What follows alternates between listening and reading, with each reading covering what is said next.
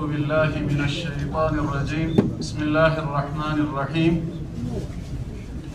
الحمد لله رب العالمين الصلاة والسلام على رسول الله صلى الله عليه وآله وسلم أما بعد አዲስ ኪታብ እስክንጀምር ድረስ በማለት ሳምንት አዲስ ርዕስ ላይ ሙሐደራ ጀምረን ነበር። ዓለሙል መላኢከቲ ላጥሃር የንጹሃን መላእክት ዓለም በሚለው ዙሪያ ስለ መላእክት ብዙ ጊዜ በብዙ ቦታዎች ላይ ሰፋ ባለ መልኩ ትምህርቱ ስለማይሰጥ ነገር ግን በመላእክት ማመን በእስላም ያለው ደረጃ ከስድስቱ አርካኑል ኢማን አንድ ሩክን መሆኑን አንስቼ በእነሱ ዙሪያ ምንድነው አቋማችን ሊሆን የሚገባው የሚለውን ሳምንት ጀምረን ሁለት ነጥቦችን አይተናል። አንደኛ የመላእክት ተፈጥሯዊ ማንነት ምንድነው፣ ስለነሱ ብንጠየቅ የምንሰጠው ምላሽ በሚለው ዙሪያ ለናሙና ያክል 10 ነጥቦችን አንስተናል። ከኑር መፈጠራቸውን፣ ክንፍ ያላቸው መሆኑን፣ የሰማይ ነዋሪዎች እንደሆኑ፣ ወንድ ወይም ሴት ተብለው በጾታ እንደማይገለጹ 10 የተለያዩ ነጥቦችን አነሳን። ሁለተኛው ነጥብ ላይ ደግሞ ስነ ምግባራዊ መገለጫቸው ባህሪያቸውን በተመለከተም እንደዚሁ በዒባዳ ስራ ላይ የተሳተፉ መሆናቸው፣ ጌታቸውን አላህን በጣም እንደሚፈሩትና እንደሚጨነቁ፣ እንደዚሁም በተስቢህ በመሳሰለው ስራ ላይ ያላቸውን ድርሻ አይተናል። ዛሬ አላህ ፍቃዱ ደግሞ ከሆነ የምናየው ሶስተኛውን ነጥብ ነው።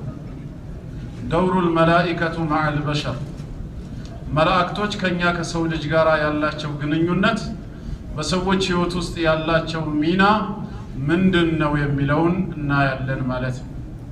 ምንድነው ከኛ ጋር ያላቸው አላቃ መላእክትና ሰዎች በምን መልኩ የሚለውን በአጠቃላይ በሶስት ነው የምንከፍለው።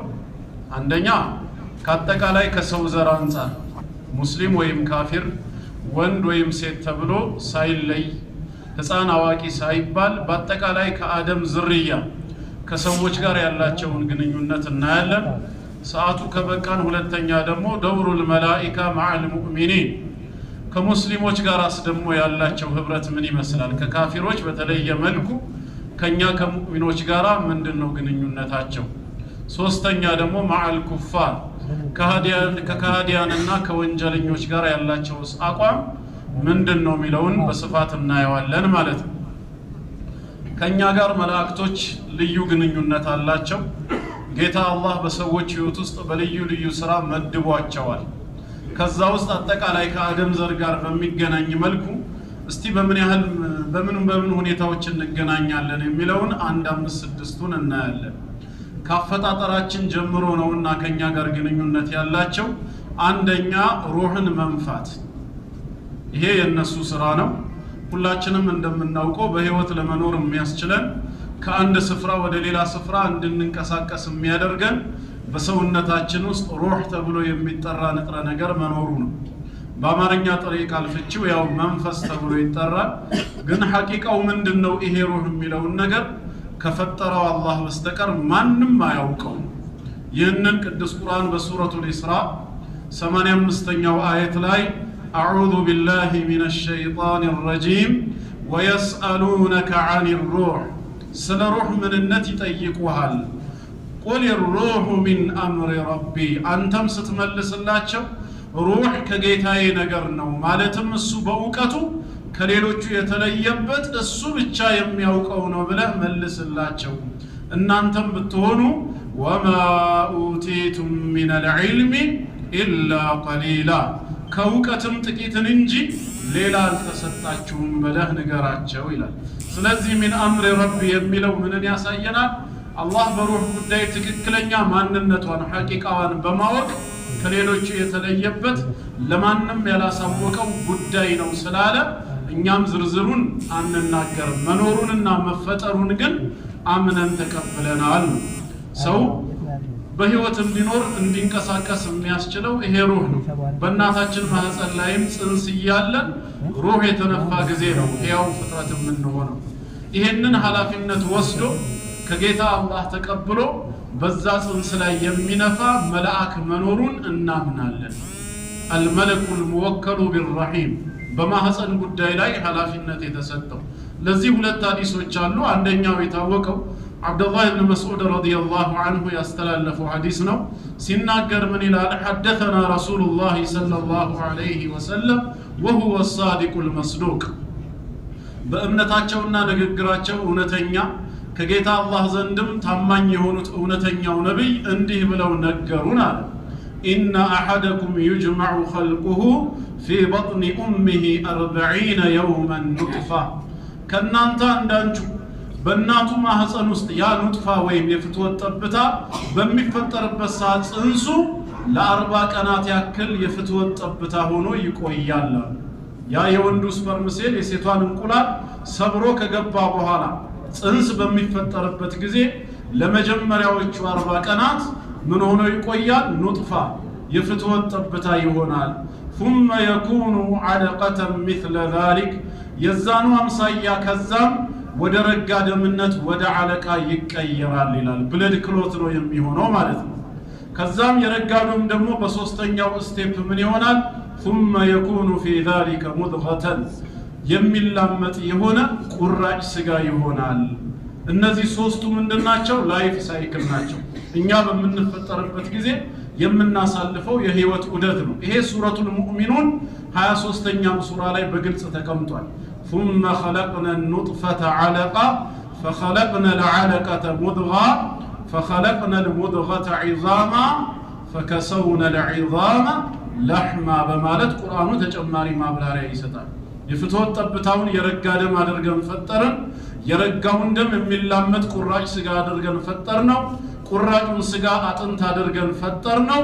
አጥንቶቹን ደግሞ ስጋን አለበስናቸው። ከዛ በኋላ ነው ثم أنشأناه خلقا آخر በውስጡ ሩህ በመንፋት ሌላ አዲስ ፍጥረት አድርገን አስገኘነ ይላል። እዚህም ላይ ሙድጋ የሚላመጥ ቁራጭ ስጋ መሆኑን ከነገረን በኋላ ثم يرسل الملك ወደዚህ ጽንስ ከአላህ ዘንድ አንድ መልአክ ይላካል። فينفخ فيه الروح ሩህንም በውስጡ ይነፋል። ስለዚህ ሩህን መንፋት የማን ስራ ነው? የመልአኩ ስራ መሆኑን እንረዳለን። ካፈጣጠራችን ጀምሮ ሩህ በመንፋት ኃላፊነት የተሰጣቸው መላእክት እንዳሉ እንረዳለን። በሌላ ደግሞ የኢማሙ ሙስሊም ዘገባ የኛውን ቡኻሪና ሙስሊም ነው የዘገቡት። በኢማሙ ሙስሊም ዘገባ ሁዘይፈት ኢብኑ አሲድ ረዲየላሁ ዐንሁ እንዳስተላለፈው ረሱል አለይሂ ሰላቱ ወሰላም يدخل الملك على النطفة بعدما تستقر في الرحيم ب40 أو 45 ليلة ኑጥፋው በእናት ማህፀን ውስጥ ተረጋግቶ ካረፈ በኋላ በ40ኛው ወይም በ45ኛው ቀን ይላል። ሸኩም ሚን ራዊ አስተላላፊው ጥርጣሬ ነው። መልአኩ ወደዛ ማህፀን ይገባና ፈየቁል ይላል ያ ረቢ አሸቂዩን አው ሰዒድ፣ ጌታዬ ሆይ ይሄ ጽንስ ወደፊት የጀነት ሰው እድለኛ ወይስ የጀሃነም ሰው እድለቢስ ይላል። ይሄ ምን ማለት ነው? እንግዲህ ጽንሱ ከተወለደና እዚህ ዓለም ላይ ከመጣ በኋላ በሚሰጠው እድሜ በተሰጠው ነፃ ፍቃድ ምንድነው የሚሰራው የሚለው አላህ ዘንድ ቀድሞ ከመታወቁ አንፃር ኻቲማው ማለት ነው አስቀድሞ አላህ ስለሚያውቀው ሰውየው ከሚሰራው ስራና ከእምነቱ በመነሳት ነው ሸቂይ ወይስ ሰዒድ በማለት ይጠይቃል። የጀነት ሰው ወይስ የጀሃነም? መልአኩ ምንም ያውቀው ነገር የለም።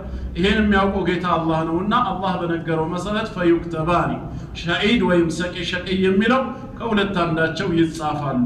فيقول يا ربي أذكر أو أنثى ጾታውስ ወንድ ይሁን ወይስ ሴት? ፈዩክተባ ይጻፋሉ፣ ወንድም ሆነ ሴት።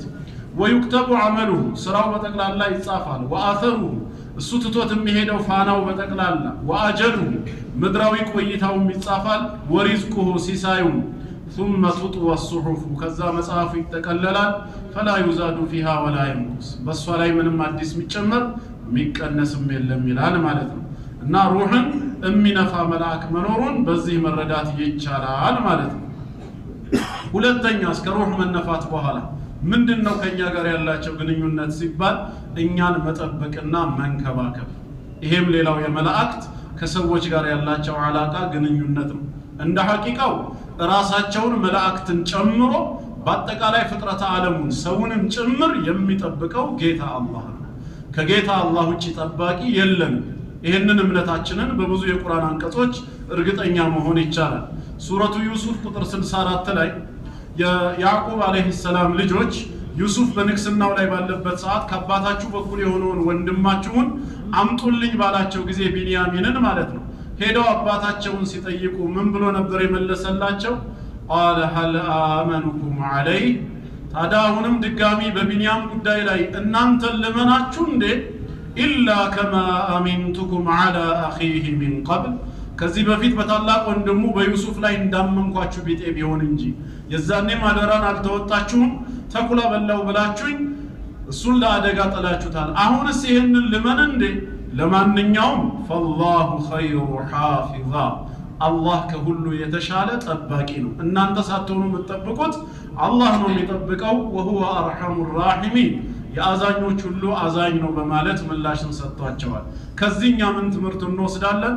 ጌታችን አላህ ኸይሩ ሐፊዛ ከጠባቂዎች ሁሉ በላይ እውነተኛ ጠባቂ እሱ ነው። ለአፍታ ያክል እንኳን ከአላህ ውጪ መላእክት ይጠብቁናል የሚል እምነት የለንም እኛ። የሥራ ድርሻቸውን ይወጣሉ ከማለት ውጪ ማለት ነው። በሌላም ስፍራ አላህ ነግሮናል። ሱረቱል አንቢያ ቁጥር 42 ላይ ቁል በላቸው ሙሽሪኮችን መን የክለኡኩም ቢለይሊ ወነሃሪ ሚን አርረሕማን በሌሊት ባረፋችሁበትም እንዲሁም በቀን ለሥራ በተሰማራችሁበት ከአርረሕማን ቅጣት ማን ሊታደጋችሁ ማን ሊጠብቃችሁ ይችላል? አላህ እናንተን ሊቀጣችሁ የሆነ በላ ሊያመጣባችሁ ከፈለገ እራሱ ካልሆነ በስተቀር በቀንም ሆነ በሌሊት ማን ነው የሚጠብቃችሁ? በልሁም ዐን ዚክሪ ረቢሂም ሙዕሪዱን እነሱ ግን ከጌታቸው ግሳጼ ከተአምራቱ እንዲሁም ከሚመክራቸው ቁርአን ቸል ብለው የዞሩ ህዝቦች ናቸው ይላል። እንደ ሐቂቃው ግን አላህ በቅጣት የፈለጋቸው ጊዜ ከሱ ቅጣትና ቁጣ ራሱ ካልሆነ በስተቀር ማንም ሊጠብቃቸው የሚችል እንደሌለ ይነግረናል ማለት ነው። እውነታው ይሄ ከመሆኑ ጋር ታዲያ ሰውን በመጠበቅ መላእክቶች ተመድበዋል ስንል ምን ማለታችን ነው? በጌታ አላህ ትእዛዝ መሰረት ሰበብ ሆነው አላህ ጠብቁ ባላቸው መልኩ እኛን የሚጠብቁ መላእክት አሉ ለማለት ነው። የኛ ልብ ግን ወደ እነሱ በመዞር እንዲጠብቁን እንማጸናቸዋለን ወይ በእነሱ ላይ ተወኩል እናደርጋለን የሚለው ግን በፍጹም አይታሰብም። ይሄ በአላህ ላይ ማጋራት ነው። ሐቂቃ ጠባቂ አላህ ነው። እነሱም ያለ አላህ ጥበቃ ህልውና የላቸውም። ነገር ግን የሥራ ድርሻ አላቸው። ሰውን እንዲጠብቁ አላህ አዟቸዋል። ባዘዛቸው ሥራ ላይ እንደ ኢባዳ ነው ለነሱ ያንን ያከናውናሉ ነው። ቁርአን የቱ ጋር ነው ጠባቂ ሆነው መመደባቸውን የሚነግረን ከተባለ ሱረቱ ራዕድ 13ኛው ሱራ አንቀጽ 11 ላይ ለሁ ሙዐቂባቱን ለሰው ልጅ ተተካኪ የሆኑ መላእክቶች አሉት ይላል። ሚን በይን የደይህ ወሚን ኸልፊህ ከበስተፊቱና ከበስተኋላው በመሆን ያሕፈዙነሁ ሚን አምሪላህ በአላህ ትእዛዝ የሚጠብቁት የሆኑ ተተካኪ መላእክት አሉት። ኢነላህ ላ ዩገይሩ ማ ቢቀውሚን አላህ ለህዝቦች የዋለውን ውለታ ለህዝቦች የሰጠውን ኒዕማ ተመልሶ የሚቀይር የሚወስድ አይደለም። ሐታ ዩገይሩ ማ ቢአንፉሲሂም ሰዎች በውስጣቸው ያለውን እስኪቀይሩ ድረስ አላህ ለባሪያዎቹ የሆነ ኒዕማ ከሰጠ እነዛ ኒዕማ የተሰጣቸው ባሪያዎች በማመስገን ፈንታ የካዱ ከሆነ በዛ ኒዕማ ሰበብ አላህን በመታዘዝ ፈንታ የሚያምፁ ከሆነ በዚህ ምክንያት ኒዕማውን ተመልሶ ሊወስደው ሊቀይረው ይችላል እንጂ ካልሆነ በስተቀር ከኛ በኩል ክህደትና አመጽ ካልተገኘ ኢብቲዳአን ሚንሁ አላህ ከራሱ ጀማሪ ሆኖ ለባሪያው የሰጠውን ኒዕማ አይወስድም ነው። ከኒዕማዎች ሁሉ በላጩ ደግሞ ሂዳያ ነው። አላህ ባሪያዎቹን ኢና ሀደይናሁ ሰቢለ በማለት ሂዳያን ከሰጠ ከለገሰ በኋላ ተመልሶ ባሪያውን የሚያጠም ጌታ አይደለም ማለት ነው። ለዛ ጥመት ከባሪያው በኩል ምክንያት የሚሆን ነገር እስኪገኝ ድረስ ለምን እኔ አልቀይርም ብሏል። ወማ ካነ አላሁ ሊዩድለ ቀውመን ባዕደ ኢዝ ሀዳሁም እኔ አላህ ህዝቦቼን ከመራኋቸው በኋላ ተመልሼ ማጠማቸው አይደለሁም ነው ያለው። ሐታ ዩበይነ ለሁም ማ የተቁን የምትጠነቀቁበትን ነገር ለእናንተ እስካብራራላችሁና እናንተ ችላ ብላችሁ እስክትተውት ድረስ በእናንተ በኩል ቸልተኝነት አመፅ ካልተገኘ በእኔ በኩል ማጥመም የሚባለው ነገር ፈጽሞ አይገኝም ነው። ለጥመቱ ሰበብ የሆነ ወንጀል ኩፍር አመፅ ከተገኘ ግን ሂዳያውን ሊወስደው በወንጀላችን ሰበብ ጥመት ውስጥ ሊከተል ይችላል። ራሱ ጀማሪ ሆኖ ግን የሚመራ እንጂ የሚያጠም ጌታ አይደለም። ግልጽ ነው እዚህም አየት ላይ እንደነገረን። ስለዚህ በዚህ አየት መሰረት እንግዲህ ጠባቂ መላእክቶች እንደተመደቡ መረዳት እንችላለን። በሌላም ቦታ እንደዚሁ ይህን አየት በተመለከተ አብዱላህ ኢብኑ አባስ ረዲየላሁ ዐንሁማ ምን ይላሉ? يحفظونه من أمر الله ማለት أي ملائكة يحفظونه من بين يديه ومن خلفه ከበስተፊቱና ከበስተኋላው የሆነው የሚጠብቁት መላእክት ተመድበዋል ማለት ነው። فإذا جاء أمر الله ይሄን ባሪያውን ግን አላህ ሊፈትነው ወይ በወንጀሉ ሰበብ በሆነ ጉዳት ሊያገኘው የአላህ ትእዛዝ የመጣ ጊዜ ግን ምንም ማድረግ አይችሉም። خلوا عنه ዘወር ነው የአላህን ውሳኔ መከላከል ማስቀረት ወይ ማዘግየት አይችሉምና ነው። እንደዚሁም ሙጃሂድ ኢብኑ ጀብር የአብዱላህ ኢብኑ አባስ ተማሪ የሆነው ታቢዒዩ ረሂመሁላህ ምን ይላል? ማዕናውን ሲያብራራው ما من عبد إلا وملك موكل بحفظه في نومه ويقظته ይሄ ማለት አንድም ባሪያ የለም በተኛበትም በነቃበትም እንዲጠብቀው ከአላህ ዘንድ መልአክ የተመደበለት ቢሆን እንጂ። ከምንድን ነው የሚጠብቁት? ሚነል ጂን ከአጋንንት፣ ወልኢንስ ከሰዎች፣ ወልሃዋም ከአደገኛ ተናካሽ ከሆኑ አውሬዎች ከነዚህ ሁሉ እንዲጠብቁት ነው። ታዲያ ፈማ ሚንሃ ሸይኡን ያእቲ ከነዚህ አሁን እንደ ምሳሌ ከተጠቀሱት አንድም ነገር የለም እሱን በክፉ ፈልጎ ወደሱ የሚመጣ ዩሪዱሁ በመጥፎ ፈልጎት ከሆነ ኢላ ቃለ ለሁ ወራአክ ወደ ኋላ ሂድ ብሎ ያ መልአክ ያን ክፉ ነገር ቢመልሰው እንጂ ምን ብቻ ሲቀር ኢላ ሸይኡን ያእዘኑ ላሁ ተዓላ ፊህ ፈዩሲበ እንዲያገኘው አላህ ፈቅዶ የወሰነው ነገር ብቻ ሲቀር የአላህን ውሳኔ ሊከላከሉ ስለማይችሉ እነሱ ራሳቸው ከቀዳ ወልቀድር መውጣት የማይችሉ በመሆናቸው የአላህ ውሳኔ የመጣ ጊዜ ዘወር ነው የሚሉት ነው። በሌላም ቦታ ጠባቂ መሆናቸውን ሱረቱል አንዓም ቁጥር 61 ላይ وهو القاهر فوق عباده አላህ ከባሪያዎቹ በላይ ሲሆን ሁሌም አሸናፊ ጌታ ነው። ويرسل عليكم حفظا በእናንተ ላይ ጠባቂ መላእክትንም ይልክላችኋል። ከዛስ حتى إذا جاء أحدكم الموت ከናንተ አንዳችሁ አጀሉ የደረሰ ሞት የመጣበት ጊዜ ተወፈትሁ ሩሱሉና እነዚህ መልእክተኞቻችን ሩሁን ይወስዳሉ ይገሉታል። وهم لا يفرطون ከጌታቸው ትእዛዝ ምንም የሚያጓድሉት የሚቀንሱት ነገር የለም ነው። ሱረቱ ጣሪቅ ቁጥር 4 ላይ إن كل نفس لما عليها حافظ አንዲትም ነፍስ የለችም በሷ ላይ ጠባቂ የሆነ መላእክት የተመደበባት ቢሆን እንጂ ያለው። ስለዚህ መላእክት እኛን ይጠብቁ ዘንዳ ተመድበዋል ብለን አምነን ተቀብለናል። አቢ ሁረይራ ረዲየላሁ ዐንሁ ባስተላለፈው ሐዲስ እነዚህ መላእክቶች ሙተዓቂሙን የሚተካኩ ተብለው እንደሚጠሩ መረዳት ይቻላል። ከፊሎቹ ከፈጅር ጀምሮ እስከ ዐስር ከኛ ጋር የሚቆዩ፣ ቀሪዎቹ ደግሞ ከዐስር በኋላ እስከ ፈጅር ከኛ ጋር የሚያመሹ የሚያነጉ ማለት ነው። አቢ ሁረይራ ባስተላለፈው ሐዲስ ረሱል አለይሂ ሰላቱ ወሰላም የተዓቀቡነ ፊኩም መላኢከቱን ቢለይሊ ወመላኢከቱን ቢነሃር አሉ መልእክተኛው። በቀንና በሌሊት መላእክት እናንተን ለመጠበቅ ይተካካሉ ይቀያየራሉ። ወየጅተሚዑነ ፊ ሶላት አልፈጅር ወሶላት አልዐስር ፈጅርና ዐስር ሰላት ላይ ደግሞ ይገናኛሉ። ከፈጅር እስከ ዐስር ከኛ ጋር የዋሉት ሊወጡ ሲሉ እነዛ ደግሞ ሌሊቱን ከኛ ጋር ለመቆየት ሲመጡ ዐስር ላይ ይገናኛሉ። ከዐስር እስከ ፈጅር ከኛ ጋር ያደሩት ፈጅር ላይ ሊወጡ ሲሉ እነዛ ተራቸውን ጠብቀው ከፈጅር እስከ ዐስር ከኛ ጋር ለማዋል ሲመጡ ፈጅር ላይ ምን ይሆናል ማለት ነው? ይገናኛሉ። ከዛስ ثم يعرج الذين باتوا فيكم ከናንተ ጋር እስከ ፈጅር አድረው የነበሩት ወደ ላይ ወደ ሰማይ ይወጣሉ። فيسألهم ربهم وهو أعلم بهم ከነሱ የበለጠ አዋቂ ሆኖ ግን ይጠይቃቸዋል። ባንደበታቸው እንዲመሰክሩ ሊያደርጋቸው ፈልጎ ማለት ነው። ምንም እሱም ያገኘው ኢንፎርሜሽን የለም። ከነሱ በላይ አዋቂ ሆኖ ግን ይጠይቃል። كيف تركتم عبادي ባሮቼን በምን ሁኔታ ላይ ነው ትታችሁ የመጣችሁት ሲላቸው فيقولون تركناهم وهم يصلون ትተናቸው መተናል ሰላተል ፈጅርን እየሰገዱ وآتيناهم وهم يصلون መጀመሪያም ስንመጣቸው ዐስርን እየሰገዱ ነበር።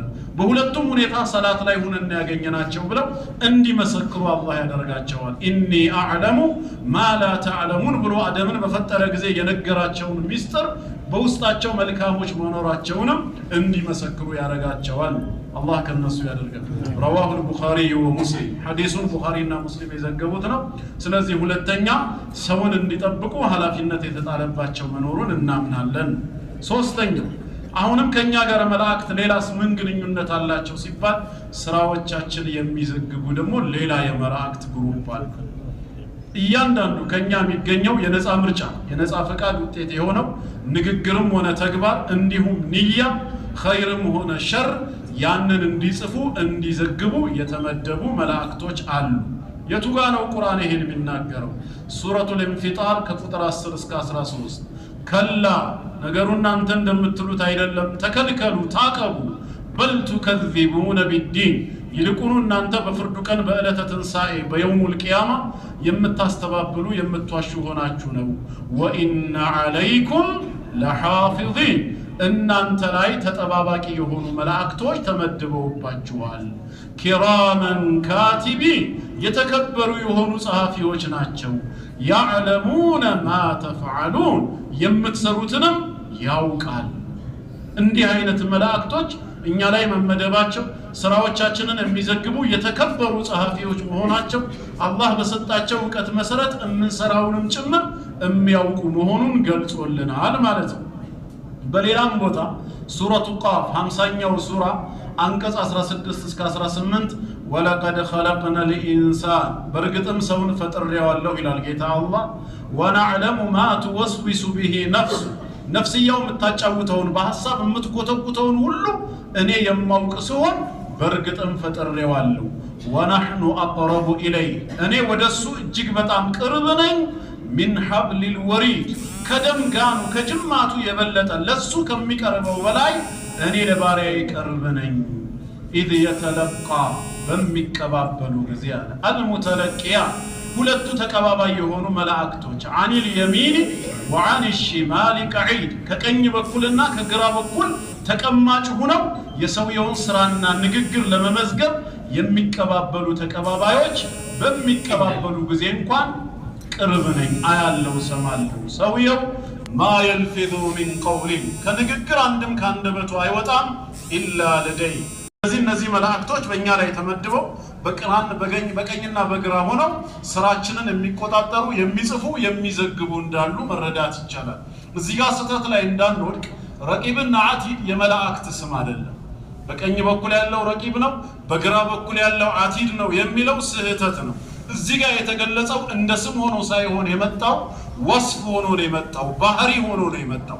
በቀኝም በግራም በኩል ያሉት ሁለቱም መላእክቶች ረቂብ አይ ሚነል ሙራቀባ ተቆጣጣሪ ናቸው። አቲድ በስፍራው ተገኝ ተመልካቾች ናቸው የሚለውን ባህሪያቸውን ለመግለጽ እንጂ የአንዱ ስሙ ረቂብ የሌላኛው አቲድ ይባላል አይደለም። ቃሉም የሚለው ኢላ ለደይሂ ረቂቡን አቲድ ነው እንጂ ኢላ ለደይሂ ረቂቡን ወአቲድ ብሎ በአጥፍ አላመጣው። ሁለት የተለያየ ስም አድርገን እንዳንወስደው ማለት ነው። ስለዚህ ረቂብ አቲድ የሚለው ወስፍ ነው። በቀኝም በግራ ላሉ መላእክቶች የተሰጠ የባህሪ መጠሪያ ነው። ስራቸው ይቆጣጠሩናል፣ ያዩናል፣ ስራችንን ይመዘግባሉ። ተግባባ እንጂ የቀኙ ረቂብ ነው የግራው አቲድ ነው ተብሎ የግል ስም አልተሰጠውም ነው።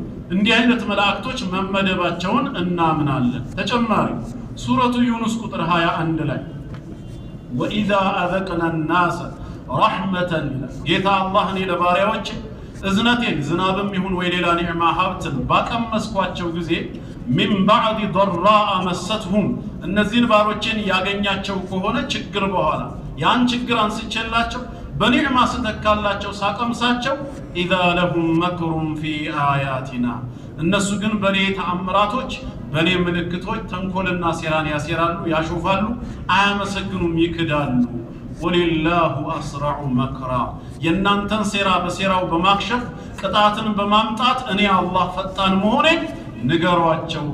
ኢነ ሩሱለና የክቱቡነ ማ ተምኩሩን የምትደሉትን ሴራ እያንዳንዱን ነገር መልእክተኞቻችን መላእክቶች እናንተ ዘንድ ሆነው ይዘግባሉ ብለህም ንገራቸዋል። የክቱቡን ይጽፋሉ።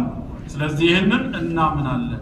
ተጨማሪ ሱረቱ ዙኽሩፍ ቁጥር 80 ላይ አም የሕሰቡነ አና ላ ነስመዑ ሲረሁም ወነጅዋሁም ከሃዲያኖች በአማኞች ላይ በመልእክተኛው ላይ ሴራን ሲያሰሩ የእነሱን ድብቃቸውንም ሆነ በይፋ የሚያወሩትን እኔም ማልሰማ አድርገው ይገምታሉ እንዴ? በላ ነገሩ እንደዛ አይደለም። አያለው፣ ሰማለው። በተጨማሪም ወሩሱሉና ለደይሂም የክቱቡን የላኳቸው መልእክተኞች እነሱ ዘንድ ይሄን ሁሉ ሴራቸውን፣ ተንኮላቸውን፣ ሚስጥራቸውን ይጽፋሉ ብሏል። ጸሐፊ መላእክቶች አሉ ብለን እናምናለን። ተግባባ። በዚህ ነው እምነታችን። ነገ የውሙል ቂያማ ያ የሥራ መዝገቡ ይሰጣውና የሰው ልጅ የተጻፈውን አንብብ ይባላል። ሱረቱል ኢስራ ከቁጥር 13 እስከ 14 ወኩለ ኢንሳኒን አልዘምናሁ ጣኢረሁ ፊ ዑኑቂ እያንዳንዱን ሰው ጣኢረሁ በራሪውን የሥራ መዝገቡን ማለት ነው ፊ ዑኑቂ በአንገቱ እናሸክመዋለን እናስይዘዋለን ነገ የውሙል ቂያማ ወኑኽሪጁ ለሁ የውመል ቂያመቲ ኪታበን የልቃሁ መንሹራ የተዘረጋ ሆኖ የሚያገኘውን የሥራ መዝገቡን መጽሐፉንም የቂያም ቀን እናወጣለታለን። ኢቅራእ ኪታበክ በልና የሥራ መዝገብህን አንብብ እንለዋለን። ዛሬ በዱንያ ማንበብ መጽሐፍ የማይችል የነበረው ሁሉ የዛኔ ግን እንዲያነብ ይደረጋል። ከፋ ቢነፍሲከ ልየውመ ዐለይከ ሐሲባ ዛሬ ተቆጣጣሪነት በራስህ በነፍስህ በቃ ይባላል ነው።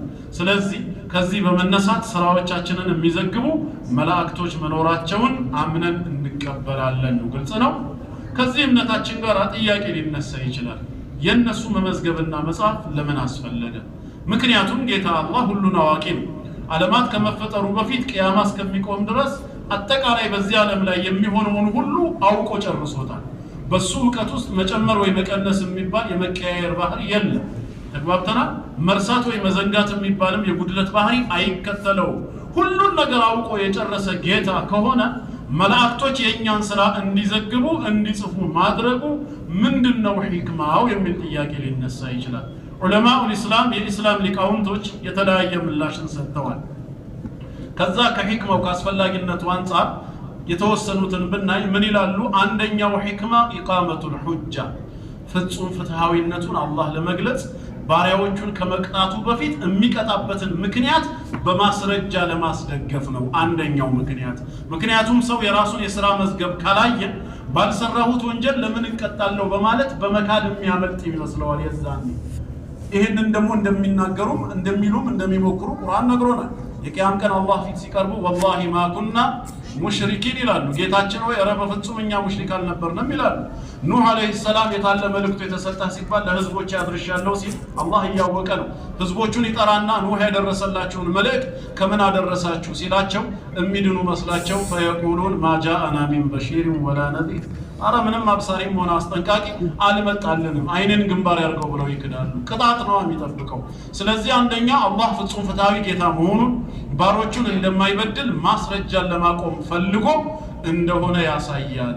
ምክንያቱም ነገ የውሙል ቂያማ ዩዕጠል ኢንሳኑ ኪታበሁ የሥራ መዝገቡ ይሰጠዋል እያንዳንዱ ሰው ሊየቅረአሁ ያነበው ዘንዳ ወላ ዩንኪሩ ሸይአን ምንም የሚያወግዘው ነገር የለም የራሱ ሆኖ ያገኘዋል። ኸይሩም ሸሩም ፈላ ዩዝለሙ አሐድ አንድም ሰው አላህ ዘንድ አይበደልም። ወተኩኑ ደሊላን ቃጢዐን ዐላ ኢስቲሕቃቂል ጀዛ ስለዚህ ምንዳም ሆነ ቅጣት ከአላህ ዘንድ የዛኔ መወሰኑ በፍትህ መሆኑን ሰው እንዲያረጋግጥ ተፈልጎ ነው። ይሄ አንዱ ሂክማ ነው አሉ። ሌላስ ሁለተኛ ምን ሂክማ አለው? አልሪቃበቱ ወዘጅር የአላህ ባሪያዎችን ከወንጀል ራሳቸውን እንዲያርቁ እንዲቆጥቡ ለማገዝም ይረዳል። እንዴት ነው የሚያግዘው? ምክንያቱም አሉ ኢነል ሙከለፈ ኢዛ ዐሊመ አነል መላኢከተ መውኩሉነ ቢሂ መላእክቶች እሱ ዘንድ ሙወከሉነ ቢሂ የተወከሉ መሆናቸውን አንድ ለአካለ መጠን የደረሰ ሰው በሚያውቅ ሰዓት يحصون عليه أعماله سراوچون عند باند قطروا ويكتبونها እንደሚዘግቡበት ያወቀ ጊዜ في صحائف በሆነ መጽሐፍ በሱ ለግሉ ብቻ በተደረገ መጽሐፍ እንደሚዘግቡበት ከዛ በኋላ تعرض على رؤوس الاشهاد ነገ የውሙል ቂያማ ምስክሮች ባሉበት መጽሐፉ ተገልጾ እያንዳንዱ ነውሩ እንደሚነበብ በተነገረው ሰዓት كان ذلك أزجر له عن القبائح ታዲያ ነገ በሰው ፊት ልዋረድ ነው እንዴ አይነት ውስጥ የምገኘው ብሎ ዱንያ ላይ ወደ ኃጢያት የማዘንበሉ ፍላጎት እንዲቀንስ ይዳርገዋል። ዋናው ነገር አላህን መፍራት ተቅዋ ከመሆኑ ጋር ካንተ ጋር አብረው ያሉ መላእክቶች አሉ ምንም ወደ ኋላ የማይሉ ስራህን ይዘግባሉ። ነገ የውሙል ቂያማ በአደባባይ ትጋለጣለህ ሲባል ዛሬም እኮ ሰው ወደ ወንጀል የሚሄደው ሰው አየኝ አላየኝ ብሎ በአራቱም አቅጣጫ ካጣራ በኋላ ነው። ማንም እንደሌለ ሲያውቅ ነው። ሰው ካለ ያንን ነገር ለማድረግ ይፈራል። መላእክትም አብረውት መኖሩን በዚህ መልኩ የተረዳ ሙስሊም ከወንጀል ቢያንስ ራሱን እንዲያቅብ ለመርዳት ነው። ተመድበውባል ስራህ ይመዘገባል የተባለው እንጂ አላህም ቢሰራ ሆኖ አይደለም። ግልጽ ነው። ሌላው ሶስተኛው ሂክማ ይላሉ ለምን አስፈለገ ለሚለው ተጅሲዱል አዕማል ስራ የውሙል ቂያማ ይመዘገባል ብለን እናምናለን። ስራዎቻችን ማን ነው ይመዘናል ስራዎቻችን በራሳቸው አካል ሆነው እንግዲህ ነው የውል ቂያማ ይመጣሉ ወይ አይመጡም የሚል ግልጽ ነገር የለም በምን መልኩ ነው ሚዛን ላይ የሚቀመጡት ታዲያ ሲባል እነዚህ ዑለማዎች የሰጡት ራእይ ምንድነው يحتمل ان الاعمال توزن يوم القيامه ነገ የውል ቂያማ ስራ ይመዘናል ተብሎ ተፈስሯል ነገር ግን በምን መልኩ ነው ስራ ሚዛን ላይ የሚቀመጠው ሲባል في صحائف እነዛ መዝገቦቻችን ስራዎቻችን የተጻፉባቸው መጽሐፍቶች ናቸው እንደ ስራ ሆነው ራሳቸው መዝገቡ ላይ የሚቀመጡት ተብለዋል ስለዚህ ዛሬ መላእክቶች እንዲጽፉ የተደረገው ያ የተጻፈው ስራችን ራሱ ነገ የውል ቂያማ ሚዛን ላይ ሆኖ ስራ ይመዘናል የሚለው ማዕና ለመግለጽና ለማሳየትም ጭምር ነው የሚሉ አሉ ሌላው እንግዲህ በያኑ ዐዘመቲላሂ ወተንዚሚ የአላህን ታላቅነት ዓለምን በአግባቡ በስርዓት የሚመራ ጌታ መሆኑን ለማሳየትም ጭምር ነው ይሄንን ነገርኛ ማመናችን አላህ በባሪያዎቹ ላይ ምን ያህል ትኩረት የሚያደርግ ጌታ መሆኑን ያሳየናል ይሄ ዓለም በተቀላላ ድካ በደረሰ ረቂቅ የሆነ አመራር እየተመራ መሆኑንም ለማሳየት ነው ይላሉ والله اعلم ሌላ ተጨማሪ ደግሞ መነግራችሁ በቀኝና በግራ ያሉ መላእክቶች ስራችንን ይዘግባሉ ብለን ከማመናችን በተጨማሪ በቀኝ በኩል ያለው ኸይር ስራን ሲሆን የሚመዘግበው በግራ በኩል ያለው መጥፎ ስራን ነው የሚመዘግበው የቱ ነው የሚመቸን የቀኝ እኛ ግን እናዳላም ሁለቱንም እንወዳቸዋለን ምን አጠፋ የግራው ያልሰራነውን አልመዘግበብንም አሁን የቀኝ አላችሁ ግን ሐዲሱ በሚነገረን ሰዓት ልንወደው እንችል ይሆናል ሁለቱም የጌታ አላህን ትእዛዝ ነው እንዲጽፉ የተመደቡት የቀኙ ኸይሩን ስለጻፈልን ማሻአላህ ምንለው ምንም የጨመረው ነገር የለም የግራው መጥፎ ስራችንን ቢዘግብ እኛ ያልሰራነውን አይደለም ግን ልዩነቱ ምንድነው ሲባል በግራ በኩሉ ላይ አንድ የተከሰተ አለ ያን ሐዲስ ነው عن أبي أمامة رضي الله عنه أن رسول الله صلى الله عليه وسلم قال كأبي أمامة أن تلالفوا يا الله ملك تنيان ديها إن صاحب الشمال يقرأوا قوادر بقرأوا كل يلو ملاك عليه السلام سلام بسلايهن لا يرفع القلم 6 ساعات عن العبد المسلم المخطئ أو المسيء بهاتيات ويبتفات من قال لا يودك أن باريون يا الله باري هونون ወንጀሉን ከመጻፉ በፊት ለ6 ሰዓታት ያክል ቀለሙን ያነሳል አሁን ሳይገበችም ነገር ግን እሱ ወዶልን አይደለም ይሄም ቢሆን ከአርራህማን የተሰጠው ትእዛዝ ነው ያ በግራ በኩል ያለው لا يرفع القلم ቀለሙን ያነሳዋል ወዲያው አይጽፍም እንደተዘገበ 6 ساعات ለ6 ሰዓታት ያክል عن العبد المسلم المخطئ او المسيء አጥያተኛ ወይ ጥፋተኛ ከሆነ አንድ የአላህ ባሪያ ሙስሊም ላይ ለምን فإن ندم واستغفر الله منها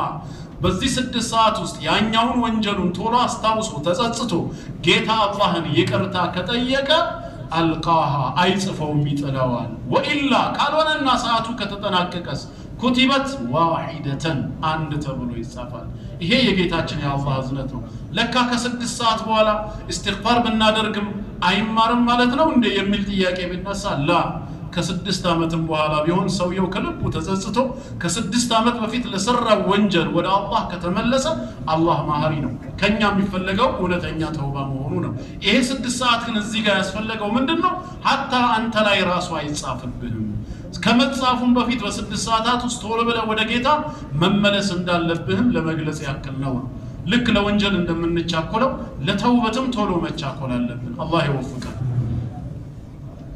حديث إمام الطبراني المعجم الكبير لا يزقبت 7765 حديث شيخ الألباني رحمه الله السلسلة الصحيحة عند شولة مزتنين حديث لا صحيح مهونون قال سوال مالتنا تجماري تياكي الشي كنقرنا كتقبار وجي نياني صفال إهنن العقيدة الطحاوية يميلون إمام أبو جعفر الطحاوي رحمه الله الكتاب شرح درجت ابن أبي العز رحمه الله بشرح كتابات شولاي انديه بلو ملسي ستان ثم قد ثبت بالنصوص المذكورة أن الملائكة تكتب القول والفعل كقرآن كحديث بمتو قلس ماسر الجاوج ملائكة نقرنم تقبارنم اندمي مزقبو فاوقوال هي تاوقنا وكذلك النية لك النزيه النية نمي صفال انديت لأنها فعل القلب مكنياتهم نية يلب سرانج سرامي لوس مكاتة سلام مايكر السم يتصافال ماسرجة فدخلت في عموم قوله يعلمون ما تفعلون يمتسروتن ياوقالو ميلو تقلاو ينغغر ውስጥ ንያም ይካተታል ለምን ንያም فعل ነው የልብ ስራ ነውና እንደገና በተጨማሪ አሉ ሸይኹ ويشهد لذلك قوله صلى الله عليه وسلم እንዲህ የሚለው ሰሂህ ሐዲስ የአላህ መልእክተኛ ንግግር ምስክር ይሆናል قال الله عز وجل الله حديث القدسي ላይ እንዲህ አለ إذا هم عبدي بسيئات ባሪያዬ የሆነ መጥፎን ነገር ለማድረግ ባሰበ ጊዜ فلا تكتبوها ስላሰበ ብቻ እንዳትጽፉበት ምን እስኪያደርገው ድረስ እስኪሰራው ድረስ فإن عملها فاكتبوها عليه سيئة ሄዶ ከሰራው ግን አንድ ስራ ነውና አንድ ኃጢያት ብላችሁ መዝግቡ وإذا هم عبدي بحسنة እንደዛው ደግሞ መልካም ነገር ለማድረግ ፈልጎ ባሪያዬ ካሰበ فلم يعملها ካልሰራው ከተወው فاكتبوها له حسنة ስላሰበው ብቻ አንድ ሐሰና ብላችሁ ጻፉለት فإن عملها እኔ ወፍቄውና አግዤው ከሰራው ከተሳካለት ደግሞ فاكتبوها 10 10 አድርጋችሁ ጻፉለት وقال رسول الله صلى الله عليه وسلم قالت الملائكة ከመላእክቶች አንዱ እንዲህ ብለው ጠየቁ ይላል የዛኔ ጌታችን ይሄን ትእዛዝ ሲሰጣቸው ذاك عبد يريد أن يعمل سيئة ይሄ ባሪያህ እኮ ኃጢያት ለመስራት ፈልጎ ነው وهو أبصر به የበለጠ ያውቃል እና ለምንድነው ባሰበ ሰዓት ማንጽፍበት ሲተው ጭራሽ ሐሰናም የሆነው ለምንድነው እኮ ነው የተወ ጊዜ ይሄንን ሲጠይቁ فقال ارقبوه ጌታችን ምን ይላል ተቆጣጠሩት فإن عملها فاكتبوها بمثلها كسروا بامسايو አንድ ኃጢያት ብላችሁ ጻፉ وإن تركها فاكتبوها له حسنة ያን ኃጢያት ከተው ሐሰና አርጋችሁ እንደውም ጻፉለት ለምን إنما تركها من جراء يتوكو ينين تلاقنت أستاوسو فرطنا سلازي بمتوم أجرالو خرجهما في الصحيحين بخارينا مسلم بصحيحاتشو يزقبوتنا ومالتنا سلازي النية يتصافعال لو يمنلو نقرقل በንግግርና በተግባር ካልተገለጸ እዚሁ ሐዲሱን ነፍስ ልብ ላይ ብቻ የመጣ ወስዋስ ከሆነ አንጠየቅበትም ነው በሌላ ሐዲስ እንደተነገረው ان الله تجاوز عن امتي ما حدثت به انفسها ما لم تكلم به او تعمل الله ከኔ ኡመት ላይ ነፍስያቸው ያጫወታቸውን ነገር አውጥተው እስካልተናገሩት ወይ እስካልሰሩበት ድረስ አላህ በቅጣት አይዝብኝም በይቅርታ አልፎልኛል ነው ውስጥ በለው ተናገረው እንዲህ አድርገው የሚል ክፉ ሐሳቦች ይመጣሉ ይመላለሳሉ እንደ ክፉ ይጻብኛል ወይ የምትለው አውጥተ ስትናገረው ወይ ስተገብረው ወደ አክሽን ሲቀየር ነው ሐሳቡ አምሮህ ላይ ልብህ ላይ ስለተመላለሰ ብቻ አይጻፍም ወይ ማትጠየቅበትም ይሄ ሶስተኛ ነው እንግዲህ ስራን መዘገብ ከሚለው አንግል ሌላው አራተኛስ ከኛ ከሰዎች ጋር ምንድነው ድርሻቸው ሲባል አጀላችን የደረሰ ጊዜ ሩህን ከሰውነታችን መውሰድ ማውጣት ይሄም የነሱ ስራ ነው እንደ ሐቂቃው ሞትን የሚወስነው ጌታ አላህ ነው በሞትም ሆነ በህይወት ላይ ስልጣን ያለው አምላክ አላህ ነው ብለን ነው ምናምነው ስለዚህ የሚገድልም የሚያድንም ጌታ አላህ ነው አላህ እንድትኖር የፈለጋትን ነፍስ ማንንም ሞት ሊወስንባት አይችልም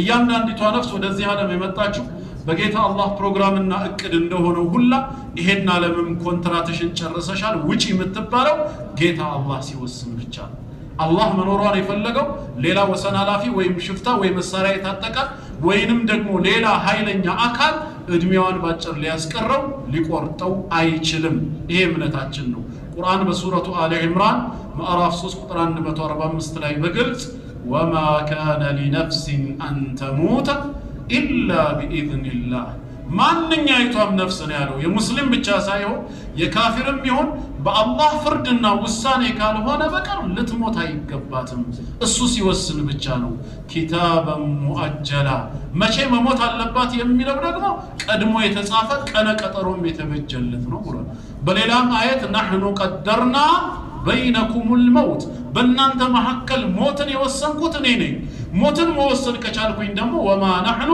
بمسبوقين أي بمعجزين كنا نتنمي قيام كان بمكسكس آقتنيم إچلالله نيارو وما خلقكم ولا بعثكم إلا كنفس واحدة إن أنتن مفترم كمقابر عالم مكسكسم بليوننا تريليون يهوناچو يا آدم زرن لك عند سوند مفترنا عند مكسكس انجي ليني ليلا አይደለም ያለው ስለዚህ ሞት በጌታ አላህ ውሳኔ ነው የምን ሞተው እንደሌላ ምን ተከታዮች በአዳም ምክንያት የኃጢያት ቁስሉ መጣ ይሄ ሁሉ የለም ተቀባይነት የለው እምን ሞተው ጌታ አላህ የወሰነ ጊዜ ነው ነገር ግን ያ ሰዓቱ የደረሰ ጊዜ ሩሃችንን እንዲወስድ መልአክ ይታዘዛል ብለን ነው ምናምነው እንጂ ይሁይ ወይሚት ያው የሚያደርግም የሚገድልም ማን ነው ጌታ አላህ ከሱ ውጪ በህይወትና በሞት ላይ ስልጣን ያለው የለም። ከይፈ ተክፍሩነ ቢላሂ ወኩንቱም አምዋተን ፈአሕያኩም ثم يميتكم ثم يحييكم ብሏል።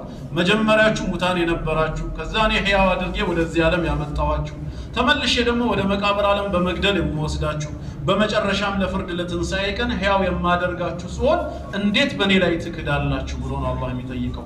ከኔ ውጪ ሕያው ማድረግም መግደልም የሚችል ማንም የለም ነው የሚለው። በሌላም ቦታ ኢነላሃ ለሁ ሙልኩ ሰማዋቲ ወልአርድ ዩሕዪ ወዩሚት የሰማያት የምድር ንግስና በጠቅላላ የኔ ነው፣ እኔ ብቻዬን ነኝ ሕያው የማደርገው፣ እኔው ብቻዬን ነኝ የምገድለው በማለት ነግሮናል ማለት ነው። ስለዚህ ይሄንን ከማመናችን በተጨማሪ እንዴት ነው የምንሞተው? ሩሃችንን ማን ነው ከሰውነታችን የሚያወጣው የሚለው ላይ ስንመጣ ነው እንግዲህ ወደ መልአክ የሥራ ድርሻ ምን ማስረጃ አለን ለዚህ ከተባለ በሱረቱ ሰጅዳ 32ኛው ሱራ ከአንቀጽ 10 እስከ 11 አላህ ምን ይላል? ወቃሉ ሙንኪሩ ልባዕስ ቅያማን የማይቀበሉ ከሃዲያኖች እንዲህ አሉ፣ አኢዛ ضለልና ፊ ልአርድ እኛ በምድር ላይ ተበታትነን ከጠፋን በኋላ ይላል።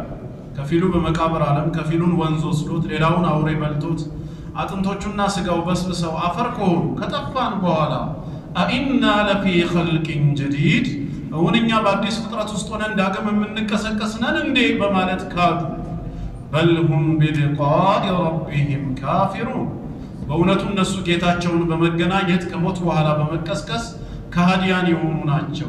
ቁል በላቸው የተወፋኩም መለኩል መውት አለዚ ወኪለ ቢኩም በእናንተ ላይ የተወከለው ኃላፊነት የተሰጠው የሞት መልአክ ይገላችኋል አለ። የተወፋኩም ያ ነው ሩሃቸውን ከሰውነታቸው የሚወስደው የሚያወጣው ማለት ነው። ثم إلى ربكم ترجعون ከዛም ወደ ጌታችሁ ትመለሳላችሁ ይላል። በዚህ አየት መሰረት መለኩል መውት መልአከ ሞት የሚባለው አለይሂ ሰላም ሩሃችንን የሚወስድ መሆኑን እናምናለን። መለኩል መውት የባህሪ ስሙ ነው። የግል ስሙ ማን ነው በሚለው ላይ ግልጽ ማስረጃ አልመጣም። ነገር ግን ከሰለፎች በአንዳንድ አሳሮች እንደተዘገበው አዝራኢል በሚል የተለመደ ስሙ ይጠራል። ነገር ግን ይሄ በቁርአንም ሆነ በሐዲስ በግልጽ የመጣ ስሙ ስላልሆነ እኛም አንጠቀምበትም። አላህ እንደጠራው መለኩል መውት በሚለው ስሉ እንጠራዋለን። አለይሂ ሰላም ሰላም በሱ ላይ ይሁን። እንወደዋለን፣ እናከብረዋለን። እሱን የምንጠላበት ምንም አይነት ልብ ሊኖረን አይገባም። ምክንያቱም የሞትን ጉዳይ ሩህን ከሰውነት መውሰድ ጌታው አላህ ያዘዘው ጊዜ የሚያከናውነው ተግባር እንጂ እሱ በሰዎች ላይ ምቀኛ ሆኖ ቤተሰቦች በደስታና በፍቅር መሃል እያሉ ያን ደስታ ወደ ሀዘን ሊቀይረው ብሎ በምቀኝነት የሰራው ስራ የለም። ስለዚህ እሱ የኔንም ሆነ የቤተሰቤን ወይ የምወደውን አካል ሩህ ቢወስድ ለሱ ምንም መጥፎ ጥላቻ የለኝም። እንደ ሌሎች ወሰን አላፊ ወይ ገዳይ ብዬ አልጠራውም። ትእዛዙን የሚፈጽመው በማን ነው? በጌታው ትእዛዝ ነውና ልንወደው ልናከብረው ይገባል። ከጅብሪል የተለየ ሚና የለውም። ጅብሪል አለይሂ ሰላም በዋህይ ስለተደረገ፣ ሚካኤል በእጽዋትና በዝናብ ላይ ኃላፊነት ስለተሰጠው እሱ ደግሞ ሩህ በመውሰድ ስለሆነ እሱ መጥፎ ነው ማለት አይደለም። ሁሉንም አላህ ተዓቡድ ያደረጋቸው ትእዛዙን እንዲያከብሩ በማድረግ ነው። እናም ሌላው ደግሞ ማወቅ ያለብን እሱ ዋነኛው ይሁን እንጂ ብቻውን እንዳልሆነም ማወቅ አለብን። በሱ ስር ሆነው የሱን ትእዛዝ የሚያከናውኑ ሩህን ከሰው የሚያወጡ በስሩ የሆኑ ሌሎችም ብዙ መላእክቶች አሉ ነው የምንለው። ይሄ ዋናው ነው መለኩል መውት። ሌሎች ለመኖራቸው ምን ደሊል አለን ከተባለ ሱረቱል አዕራፍ 7ኛ ሱራ አንቀጽ 37 ላይ ፈመን አظለሙ ይላል ጌታ አላህ። ማን ነው ከዚህ የበለጠ በደለኛ ሚመን ኢፍተራ ዐላ አላህ ከዚባ በአላህ ላይ ውሸትን ከቀጣጠፈ አው ከዘበ ቢአያቲ ወይ በአንቀጾቹ ካስዋሸ ካስተባበለ ሰው የበለጠ ማን አለ? ማንም የለም። ኡላኢከ የናሉሁም ነሲቡሁም ሚነል ኪታብ ከመጽሐፉ የተጻፈላቸው ድርሻቸው ከቅጣቱ ያገኛቸዋል። ሐታ ኢዛ ጃአትሁም ሩሱሉና መልእክተኞቻችንም ወደ እነሱ በመጡ ጊዜ የተወፈውነሁም የሚገድሏቸው ሆነው ይላል። ሩሃቸውን ከሰውነታቸው የሚያወጣ እዚህ ቦታ ላይ እንግዲህ ሩሱሉና በማለት በጀምዕ በፕሉራል ተርም ከጠራቸው ያንን ሩህ የሚያወጡ ወይ ባሪያውን የሚገሉ መላእክቶች ከአንድ በላይ ብዙ እንደሆኑ በዚህ መረዳት ይቻላል ማለት ነው። ከዛ ዱንያ ላይ የት ነበራችሁ እያሉ ይጠይቋቸዋል። አየቱ ይቀጥላል እና በጥቅሉ ከአንድ በላይ ብዙ እንደሆኑ እናምናለን። ዋናው መለኩል መውት ነው። እነዚህ ጀማዓዎች ወይም ደግሞ ሩህን በማውጣት ኃላፊነት የተሰጣቸው በጥቅሉ ለሁለት ይከፈላሉ። ለስንት ይከፈላሉ? ለሁለት አናዚዓትና አናሽጣት ተብለው ይጠራሉ። አናዚዓት የሚባሉ ግሩፖች የካህዲያኖችን የካፊሮችን ሩህና የወንጀለኞችን ሩህ በማሰቃየት የሚያወጡ የሚያስጨንቁ ናቸው። አለይሂሙ ሰላም ሰላም በእነሱ ላይ ይሁን ጌታ አላህ ባዘዛቸው መሰረት። አናሽጣት የሚባሉት ደግሞ የሙእሚኖችንና የሷሊሆችን ሩህ ቀስ ብለው ሳያሰቃዩ በኢማናቸው ሰበብ ነው እንግዲህ አላህ ከነሱ ያርገን እንዲያወጡ የሚታዘዙ ናቸው። እነዚህ ሁለት ግሩፖች ሱረቱ ናዚዓት ላይ ጌታ አላህ ጠቀሳቸው። ወናዚዓቲ ገርቃ የካህዲያንን ሩህ አስጨናቂ በሆነው ሁኔታ መንጭቀው ከሰውነት በሚያወጡት እምላለሁ። ወናሽጣቲ ነሽጣ የአማኞችንና የሳሊሆችን ሩህ ደግሞ ቀስ ብለው በእርጋታ በሚያወጡት እምላለሁ ሲል ሁለት ግሩፖች መሆናቸውን ተረድተናል ማለት ነው። ሩህን በጥቅሉ የሚያወጡ ናቸው። ዋናው መለኩል መውት ነው። በሱ ስር ያሉት ደግሞ ከፊሎቹ አናዚዓት፣ ሌሎቹ አናሽጣት ተብለው ይጠራሉ ማለት ነው። እናም በሌላ አየት ላይ በግልጽ ይናገራል። ሱረቱ ናህል ቁጥር 32 الذين تتوفاهم الملائكة طيبين እነዚያ በመልካም ሁኔታ ላይ ሆነው መላእክት የሚገሏቸውን ሰዎች ሩሃቸውን ሲያወጡ ምን ይሏቸዋል?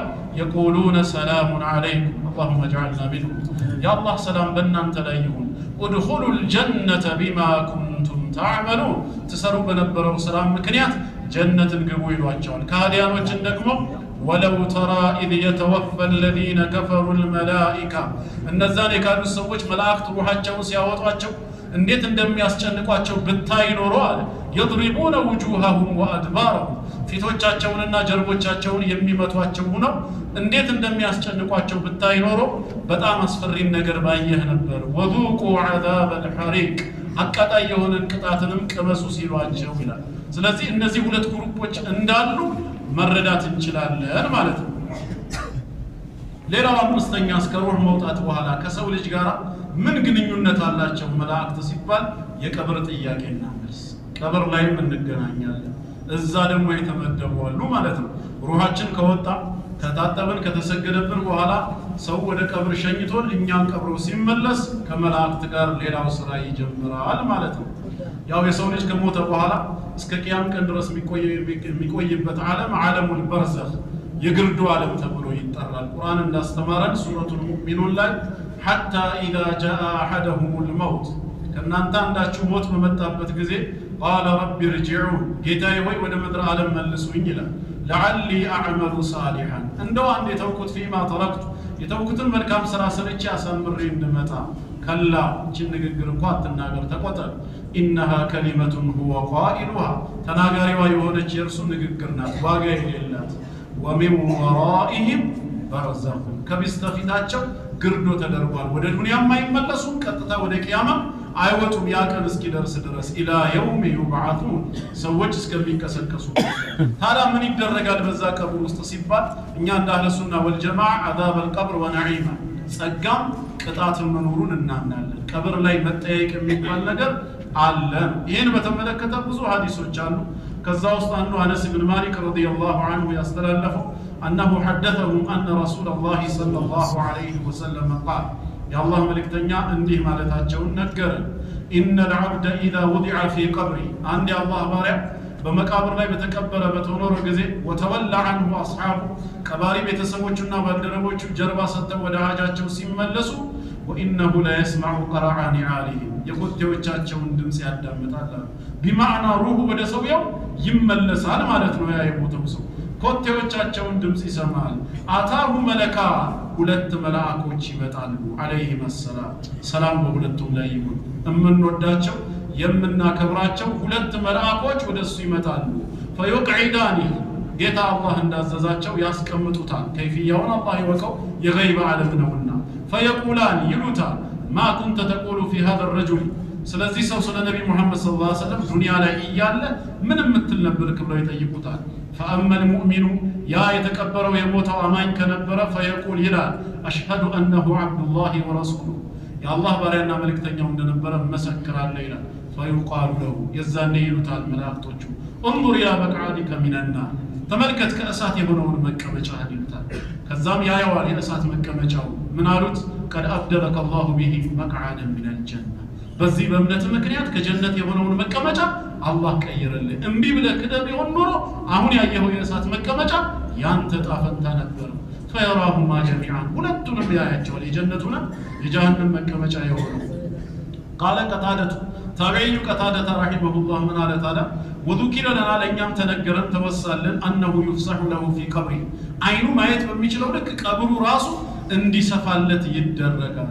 ثم رجع إلى حديث أنس كذا ودا أنس حديث تملسنا يقررون نجرن وأما المنافق يا يتطيقوا سو منافق أسمسا ينبروا كونا فيقال له ما كنت تقول في هذا الرجل سلذي سو سل نبي محمد صلى الله عليه وسلم من تنبر دنيا لا يالله سبال من على السوق فيقول يلا لا أدري ألاوك كنت أقول ما يقول الناس سويس ميلوتن بيتشا تكتيه باندبت يناقر نبر انجي بوستي يامنكوت ماوكو نجر يلم فيقال له يزاني لسو يبالا لا دريت ولا تليت على وكم على نببكم ترو ويضرب بمطارق من حديد كبرت بهنا مدوشا عند قزيم في مفرق رأسه مهالاناتو لا يماتوتا ضربة عند قزيم بيتشا فيصيح سيحة السم عند يجوهال كجوهتو تلاك النتي تنسى يسمعها من يريه غير الثقلين كسونا كجني كولدتو كببال فترتوج وجي يالو كله المي سماوي يهون እንዲህ አይነት ጩኸት ይጮሃል። ይሄ እንግዲህ ምን ያሳየናል? ሐዲስ ውስጥ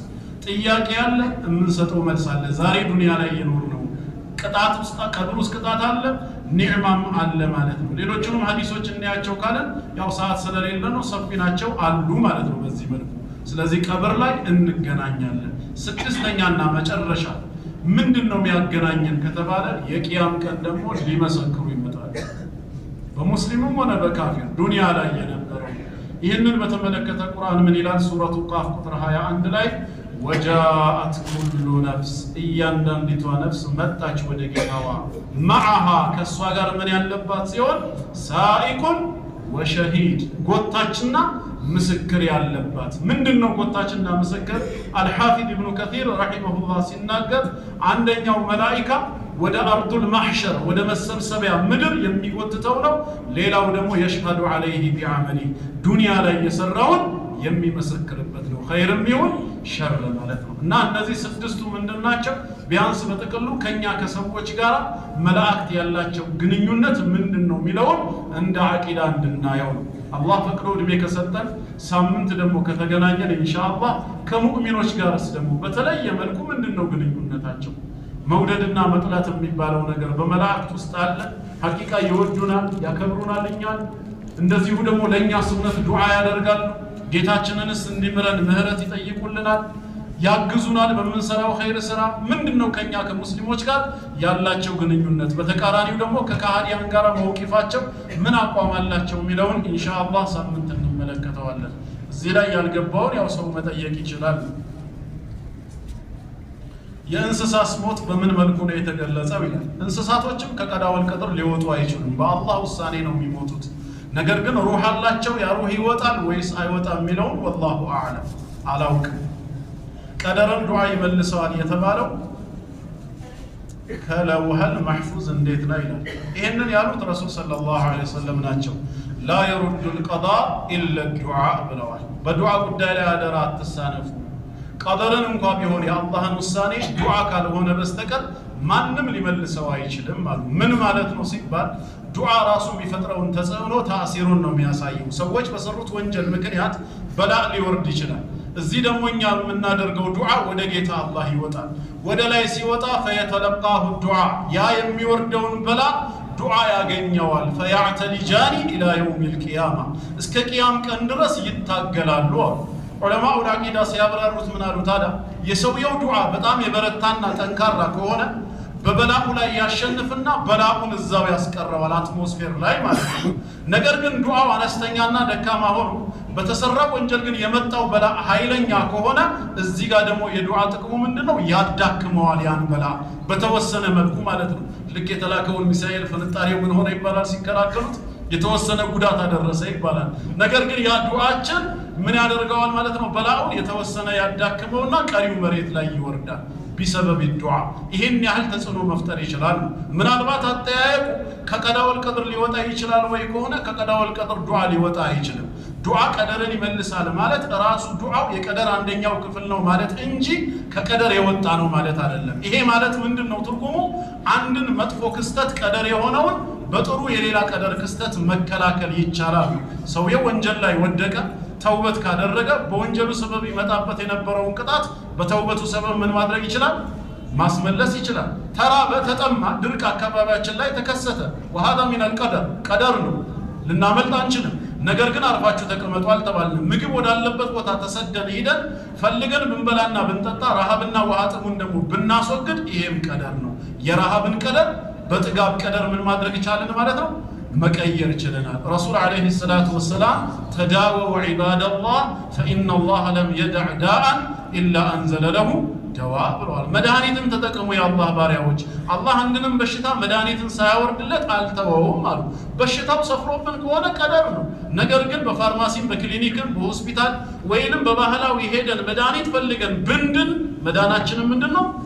አንደኛውን ቀደር በሌላው ቀደር መቀየር ነው እንጂ የታዘዝነው ኢስቲስላም እጅ ሰጥቶ መቀመጥ የሚባል ነገር የለም። መጨረሻ ላይ ነው ሲያሸንፍህ ነው አላሁ ቀደር وما شاء فعل مثله. مجمّريا ግን احرص على ما ينفعك واستعن بالله ولا تعجز ተብለ ሶስት ነገር ተነግሯል። ህይወትን ለመቀየር ዛሬ ከፈለግስ ካለንበት የድህነት ኑሮ ወጥተን ሀብታም መሆን ብንፈልግስ احرص على ما ينفعك የሚጠቅምህን ነገር ለማግኘት ጉጉትና ጥረት ይኑር፣ ቁጭ ብለህ አትመኝ አሉ። ሁለተኛስ واستعن بالله አላህ እንዲያሳካልህ እገዛውን ጠይቅ፣ በሱ ታገዝ። ولا تعجز ሶስተኛ አትስነፍ በሞራልም በጉልበት። ከዚህ በኋላ ነው ሞክረህ ካሰብከው በተቃራኒ ሲሆንስ فإن أصابك شيء فلا تقل لو أني فعلت كذا كان كذا وكذا ولكن قل قدر الله وما شاء فعل.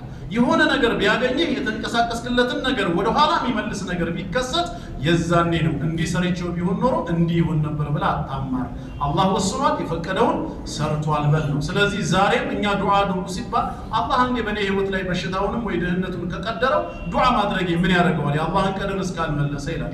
ያኛው ቀደር ነው ብለህ ካመንክ ዱዓውን ቀደር ነው። በዚህ የቀደር ሰበብ ሌላኛው የቀደር ክፍል ይቀየራል ብለህ ለምን አታምንም ነው። በህይወታችን ውስጥ የሚከናወን ነገር ሁሉ ከቀዳውል ቀድር አይወጣም ማለት ሰው ነፃ ምርጫ የለውም አትንቀሳቀሱ ማለት አይደለም።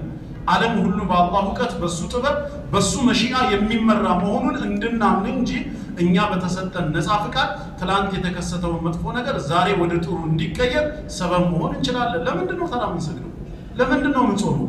አላህ በዚህ ሰበብ ጀነት እንዲሰጠን አይደለም እንዴ? ታዲያ የጀነት የጀሃነም ጉዳይ ጽንስ ውስጥ እያለን አልተጻፈም እንዴ? ተጽፏል። ምን አለፋን ታዲያ? ላ ምን አለፋን ለማለት ራሱ ከመነሻው መነሻ መሆን አይችልም። እዛ የተጻፈው ምን ሐይሱ ዒልሚላህ የኛን አቂባ ኻቲማችንን አላህ ከማወቁ አንፃር ያንተ ፍጻሜ ጀነት ነው ወይስ ጀሃነም በእውቀቱ ወስኖታል። አንተስ ጀነት መግባት የምትፈልግ ከሆንክስ በተሰጠህ ምርጫ የእምነትና የመልካም ስራ መንገድን ተከትለ የጀነት መሆን ትችላለህ። ግን ችግር ምንድነው? አሁን ማምሮ ላይ ምናልባት የተጻፈው ጀሃነም ቢሆንስ ትላለህ። ተመልሰ አላህ የሚጽፈው በምናልባት ነው እንዴ? አንተ የጀነት መንገድ እየተከተልክ ኻቲማህ እንዲያምር የሱንም እገዛ እየጠየቅ እሱ ግን መጀመሪያ የጻፈው ጀሃነም ነው ስትል ያንተን ስራ አያውቀውም ነበር ማለት ነው። የሚወሰነው ቀዳወል ቀድር አንተም ከምትሰራው ከምትሰጠው አጸፋዊ ምላሽ አንፃር እንጂ በዘፈቀደ እኮ አይደለም። ወለዚነ ጃሃዱ ፊና ለነህዲየነሁም ሱቡለና የሱን መንገድ እንዲመራ ሰበብ አድርጎ ያስቀመጠው በመንገዱ መታገልን ነው። ዝም ብሎ ወጣው የደረሰው ሂዳያ ያገኛል አላለም። ወየህዲ ኢለይሂ መን አናብ ተውበት አድርጎ ወደኔ የተመለሰን ባሪያዬ አቀናለሁ ካለ ኢናባ ተውበት ሸርጥ ነው ሂዳያውን ለማግኘት ማለት ነው። ስለዚህ እኛ ሰበቡን ከኛ ማሟላት ይጠበቃል እንጂ ያመነ ኸይር የሰራ ሰው የጀነት ነው ስትባል አይ የተጻፈው ጀሃነም ከሆነስ አላህ ሲጽፍና ሲወስን አያውቅም ነው እያለ ያለ ነው። እንደዛ ብላችሁ እንዳታስቡት። አቡ ለሃብ ገና በህይወት እያለ ሳይሞት 10 ዓመት ሲቀረው አለ ሰየስላ ናራ ዛተ ለሃብ። ለምንድን ነው እንደዛ ይባላል?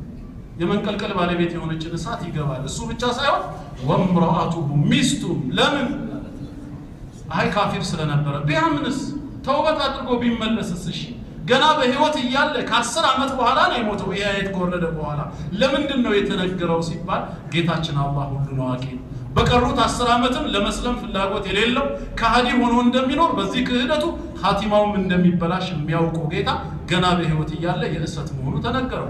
በተቃራኒው ደግሞ 10 ሙበሸሪን بالجنة የሉ እና አቡበከር እና ዑመር ረዲየላሁ ዐንሁም የጀነት ናቸው እኮ ተብሎ የተነገራቸው ገና በህይወት እያሉ ነው። ቢክዱስ ኋላ ላይ የካዱ የሉም የማማ ላይ ሙርተዶችን አቡበከር ሲዲቅ የተጋደላቸው ሙርተዶችን አይደለ? እነዚህ ቢክዱስና አቡበከር ከእምነት ቢወጡስ እንዴት የጀነት መሆናቸው ቀድሞ ይነገራቸዋል? ጌታ አላህ ሁሉን አዋቂ የእያንዳንዱን ባሪያ ኻቲማ ስለዚህ ለሳቸው ባሳወቃቸው መሰረት እከሌ የጀነት ነው ብለው ተናግረዋል። አሁን ምንድነው እኛ የምናደርገው? በእኛ ህይወት ውስጥ የጀነት የጀሃነም ተብሎ ተጽፏል ቢለውን ወደ ኋላ እንተው። ጌታ አላህ የሚያውቀው ነው ብለን እንመን። ለኛ የተሰጠን ትእዛዝ ግን ኸይሩን ከተከተለን ካመንን ያለ ምንም ጥርጥር የጀነት ነው። ኢላ الذين آمنوا وعملوا الصالحات ብሏል። ከኹስራን እንድትወጡ ከፈለጋችሁ ካላመንና ከካድን ደግሞ እሳት ነው የሚጠብቀን። መስራትና ለመስራት ግን ይኸው በምርጫችን የሚከናወን አይደል? ማን አስገድዶን መስጊድ መጣን? ፈቅደን እኮ ነው የመጣነው። ተውፊቁ የአላህ ነው፣ ሰበቡ ግን የኛ ነው። ተቆጥተን በግድ ስገዱ ተብለን አልመጣንም። ስለዚህ ፈቅደን በመስገዳችን ከጌታችን አጅር እንጠብቃለን። እኛ እሱን እየወደድን ነው ጀነቱን እየተመኘን ከወንጀል እየራቅን ወንጀል ላይ ስንወድቅ ደግሞ ተውበት እያደረገን እሱ ግን ጀሃነም ብሎ ጽፏል። ምን ማለት ነው? እንደዚህ ምን እምነት የለንም። ጥቅላዊ የሆነ ነገር የጀነትም የጀሃነምም ተወስኗል ብለን ነው እንጂ ምናምነው የአላህ ውሳኔ ዘፈቀደ ነው ብለን በፍጹም አናምንም። ቁርአን እንደሚናገረው በዕልም በጥበብ በሂክማ የሚሰራ ጌታ ነው። ያው ርዕሴ ቀዳወል ቀድር ስላልሆነ እንጂ ከዚህ ሰፊ ነገር መናገር ይቻላል። ወንድማችን ከዚህ ጋር ባነሳው ነው። ኢንሻአላህ አላህ ሳምንት ፈቅዶ እንግዲህ ካገናኘን 3ኛው ክፍል ይቀጥላል። ምን